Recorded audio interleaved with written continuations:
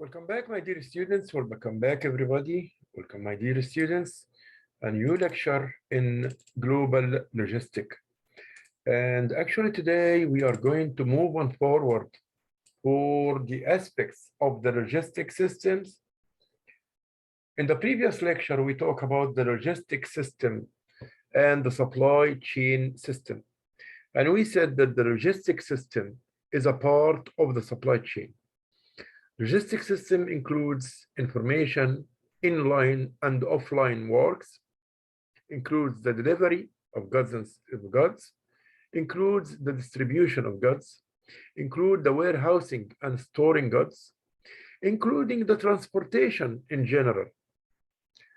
That was the first part. We talked about the logistic in the previous lecture.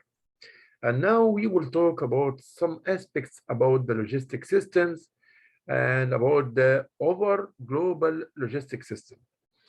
The overall management of the way resources are obtained, this is the meaning of the logistic, stored, look at this, resources obtained.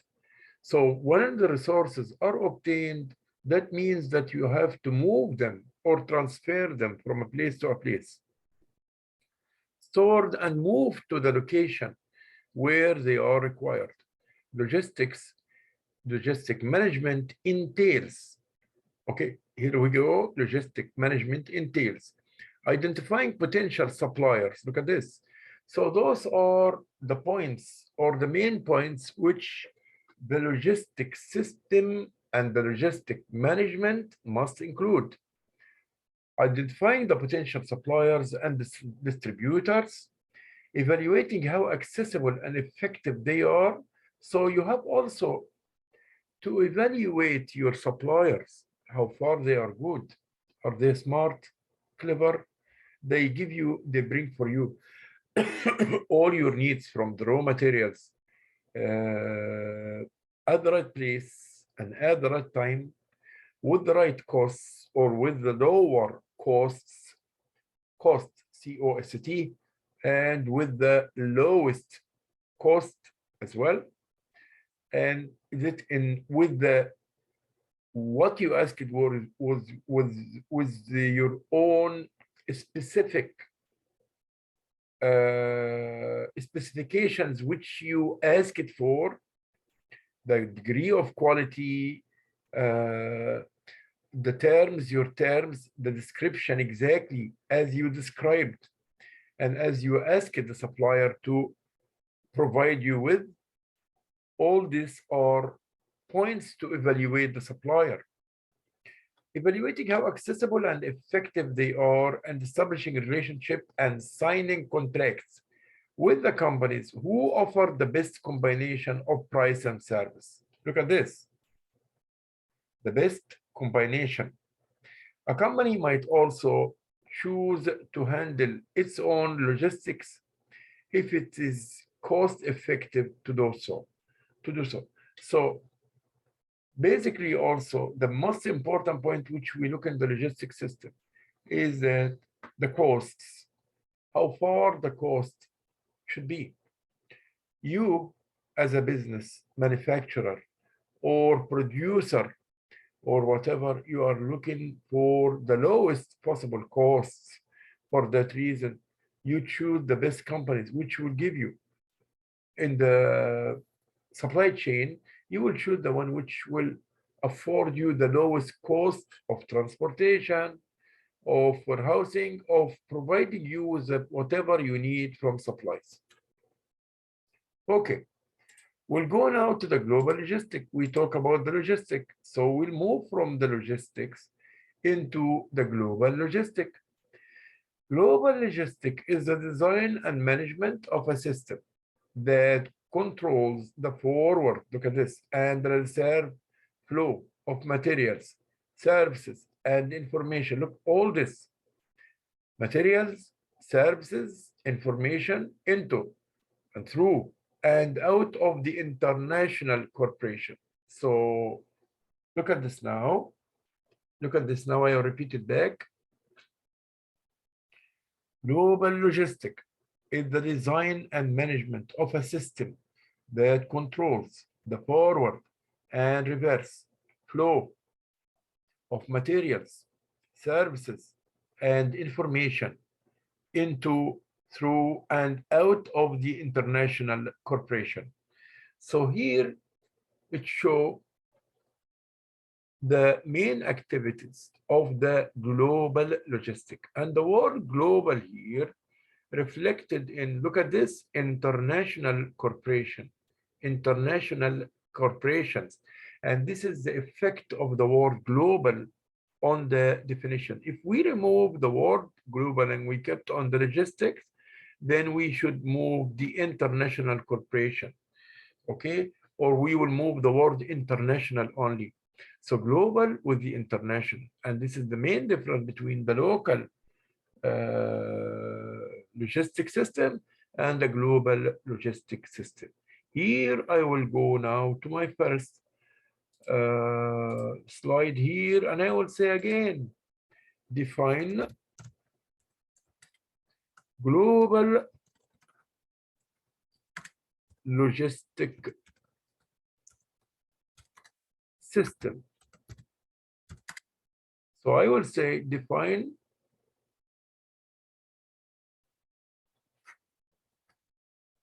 global logistic system. Define global logistic system. Cool.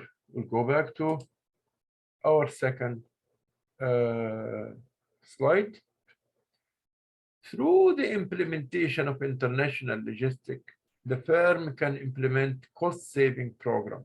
Yeah, but we say also always we are a business. A business is looking to minimize its costs. Whatever the costs are, we as a management try to minimize the costs.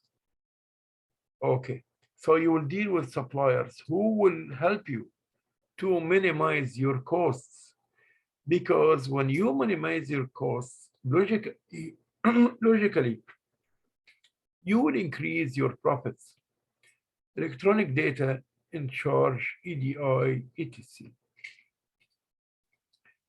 The two phases of movement of materials include timely movement of material parts and supplies, timely movement of the firm's physical product to its customer.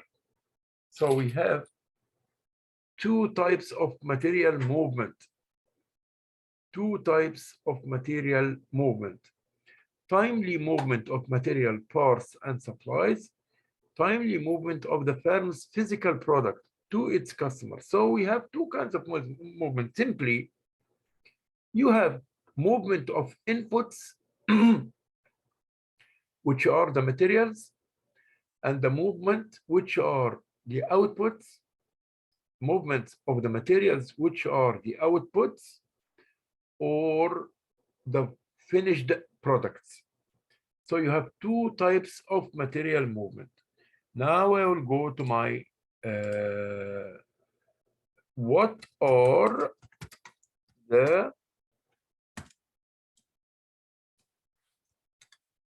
two types of material movement?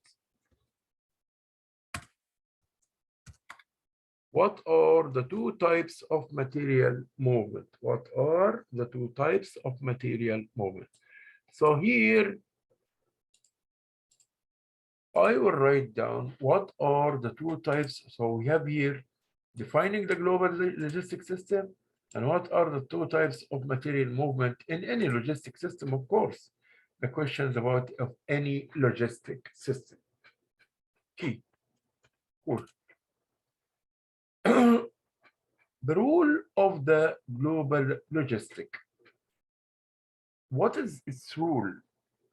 You see, like we saw in the videos before, and we saw in our lectures, the rapid movement of the words, the rapid change in the world, the rapid movement and the new places, like the movement of migrants from one country to another country. Let's change some areas which was rural, or some areas which was no people living in, now became overcrowded. See Latin America, the Latin America, Latin, Latin America, South America. Within 400 years now, or 500 years mostly, it became a continent which is full of millions of people. Both America North and South America were discovered recently, like 600 or 700 years ago. So when you see now, it became the most important, some places became the most important parts of the world. Trading centers,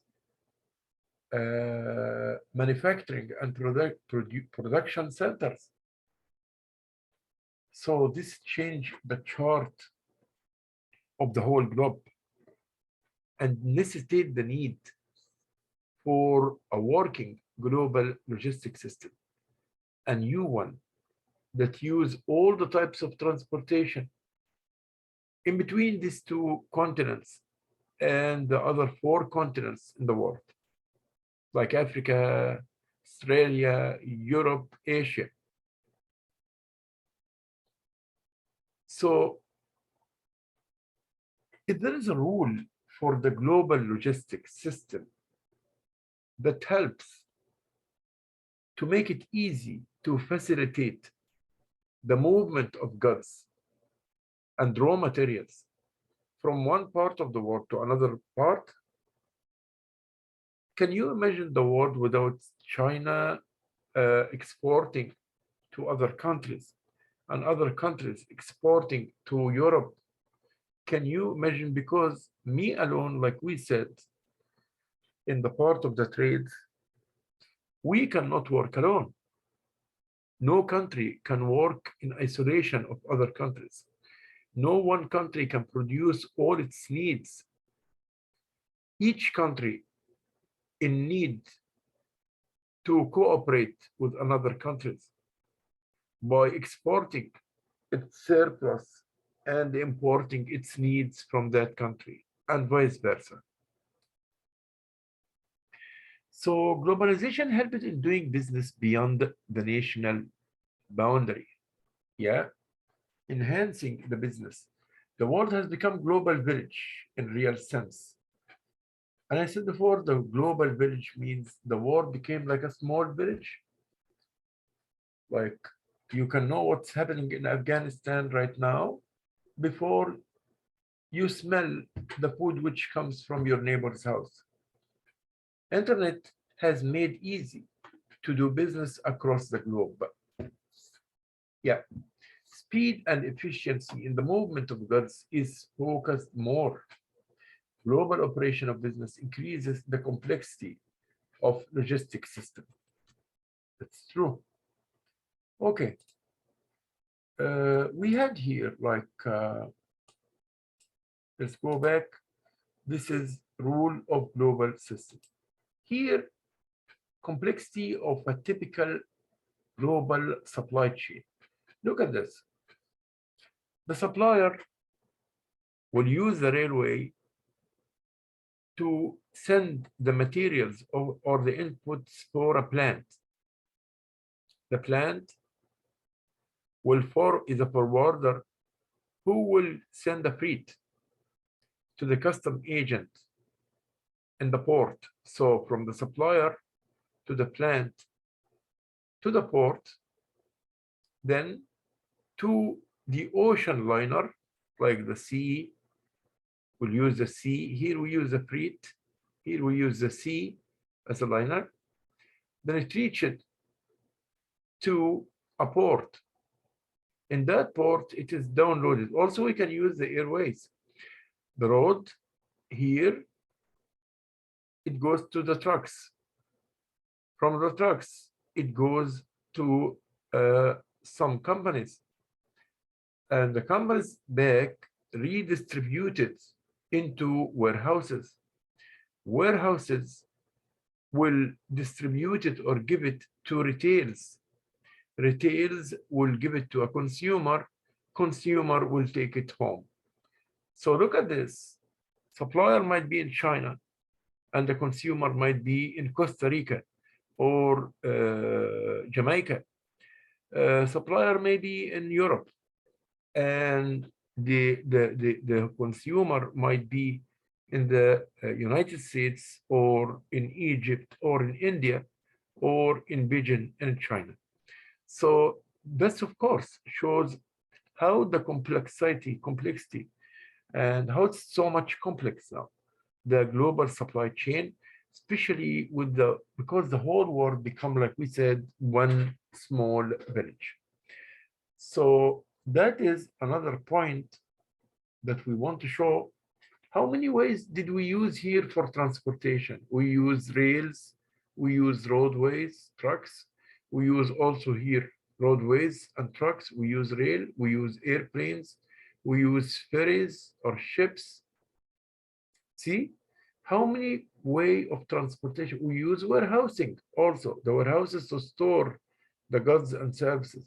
So all this had been used by the global logistic system.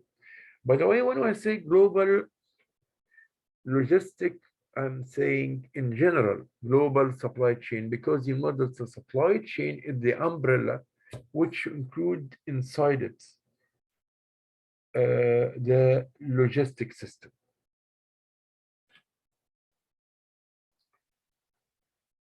You don't think that we will have a good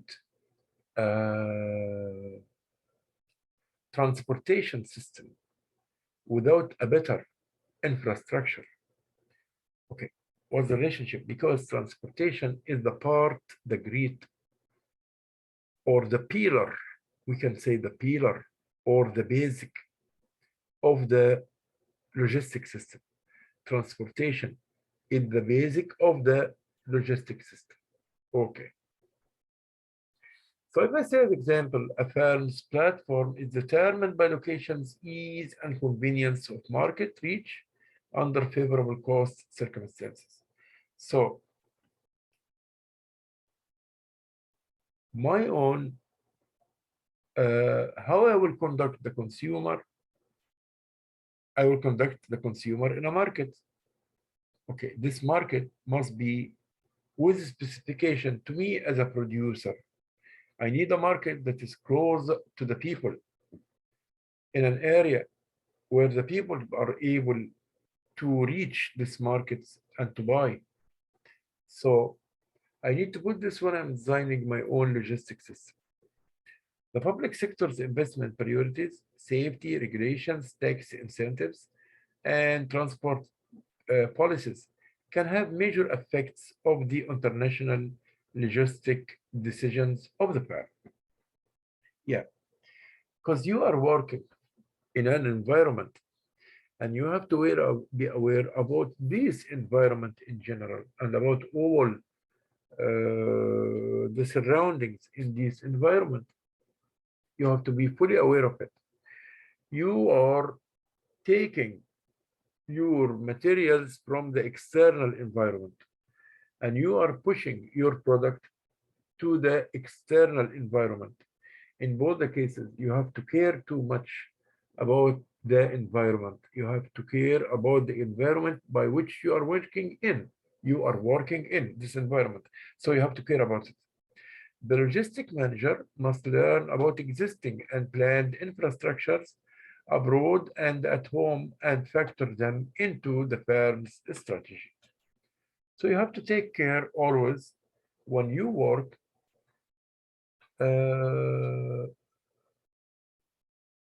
so you have to care always when you work about the external and the environment and internal environment around you. I will go back to this slide and I will ask a question now about why is transportation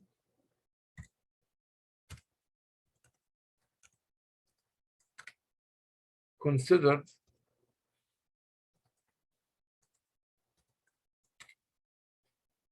as a pillar in any logistic system.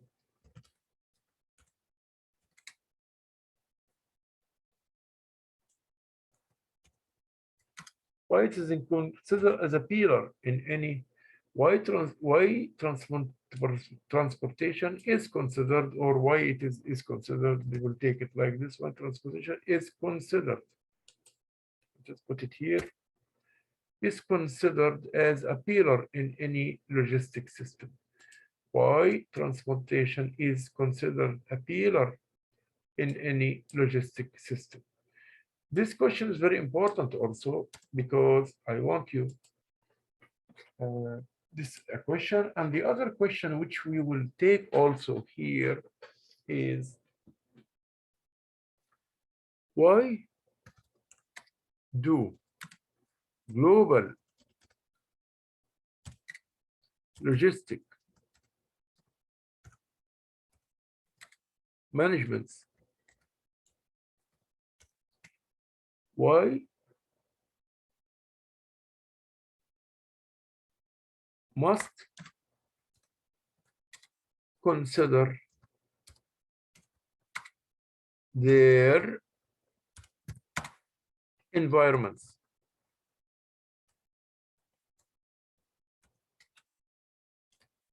Why do global logistic systems or do global logistic managements must consider their environment? What's the reason? What's the reason behind this? Why the managers of the global logistic systems must put in concern the importance of the environment? And we said this point before. We said because we are working in external environment. The external environment, by which like the political environment, social environment, cultural environment. So we care about the environment because we take from this environment all our needs from the raw materials, etc. And we give it back. We give to this environment back our products. So we have to be very aware of the legal system, the culture system, all the systems that within the external environment around the political system, the economical system, we have to be aware of all these systems so that will be no component, no contradiction between or opposition between what we are doing and the restraints of the environment regarding us. Vessels used in ocean shipping, the bulk services, the liner services, and tramp services. So we'll have here each one of them. What is the liner service? It's a service that operates within a schedule and has a fixed port rotation with published dates of calls at the advertised ports. So the liner services are working constant in lines, never change. A tramp service or a tramper, on the other hand, is a ship that had no fixed routing. So no fixed routing for this kind of ship or itinerary or schedule, and is available at short notice. So this is like on call to load any cargo from any port to any other port. So we have liner services, we have tramp services, we have bulk service. It is engaged, the bulk services, it is engaged in the transfer of dry bulk commodities from rail and truck to docks. So here, it is engaged in the transfer of dry bulk. Look at this, dry bulk commodities, dry bulk commodities from rail and trucks to docks. So here, I will just go here back and say, comment on the following graph. comment on the following graph. And I will just draw the graph. This is a question, should be like this. It will go like this.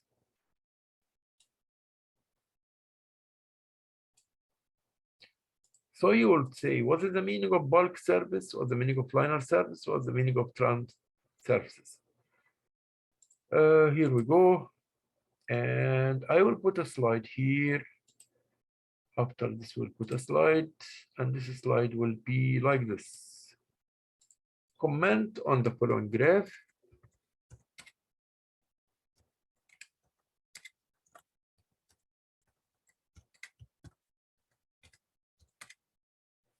Now I'll put the graph here. Here we go. Comment on the following graph. And this is our question now. So you will tell me what is in the graph. In the graph, we have the definitions of the bulk service, the liner service, and the trunk service. We have the definition of all the three. So you write for me here now, what is the meaning of the liner service, bulk service, and trunk services? You will tell me what is the meaning of this. So here we go again. Liner services, it is a constant line. Constant line. Ships are having schedules. They don't move to another ports or whatever. Start destination and final destination are determined very well. Tramp services, no. Whenever you call them, they will be there within a short notice. Bulk services is for the dry stuff. We'll go after this to the air freight.